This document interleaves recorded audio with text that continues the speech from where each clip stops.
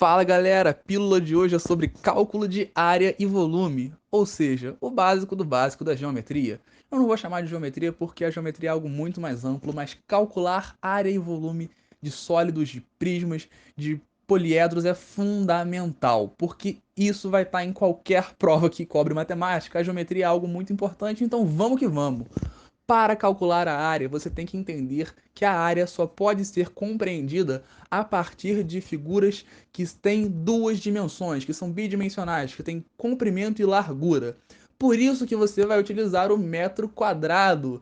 E para utilizar o metro quadrado, é muito importante você também se ligar, como está aí no quadrinho, nas conversões. Centímetro quadrado, quilômetro quadrado, são várias unidades que podem aparecer. E como você converte isso? Para a direita, multiplica. Para a esquerda, você divide. Conforme for o número de casas, é por 10. Para a direita, multiplica por 10. Para a esquerda, divide por 10. Lembrando que, como são grandezas ao quadrado, é 10 ao quadrado para a direita, divide por 10 ao quadrado à esquerda. Indo especificamente para a área, você vai observar algumas áreas principais que eu deixei aqui na figura para você. Calcular a área de um triângulo qualquer é muito simples, você calcula utilizando a base, a altura e dividindo por 2. Para calcular a área de um quadrado, é simplesmente um lado vezes o outro. Como os lados são iguais em um quadrado, você pode dizer que é lado ao quadrado. Por isso o nome, viu que fácil? Se você for calcular a área de um retângulo, como os lados são diferentes, largura vezes o comprimento. A área de um círculo é muito importante, se liga aí, é π vezes r ao quadrado. E a outra área muito importante que a gente também vai observar é a área de um trapézio, base maior mais base menor vezes a altura sobre 2. Por que a área do hexágono é tão esquisita, Longo? Porque o hexágono regular, que é esse aí que tem a fórmula, pode ser calculado a partir da área de triângulos equiláteros. Dividindo o hexágono em triângulos equiláteros, você tem 6 triângulos equiláteros.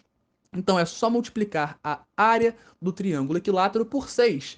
Simplificando o 6 com o 4 que estaria embaixo na fórmula, você deduz essa formulazinha, entre aspas, da área de um hexágono regular. 3 vezes lado ao quadrado vezes raiz de 3 sobre 2. Passando a área, nós chegamos no volume, e o volume, lembrando que calcula 3 dimensões, ou seja, são corpos tridimensionais, por isso que é metro ao cubo. E quando é metro ao cubo, você vai observar justamente a questão do metro cúbico e, portanto, como está no quadrinho, as conversões ao cubo, perfeito?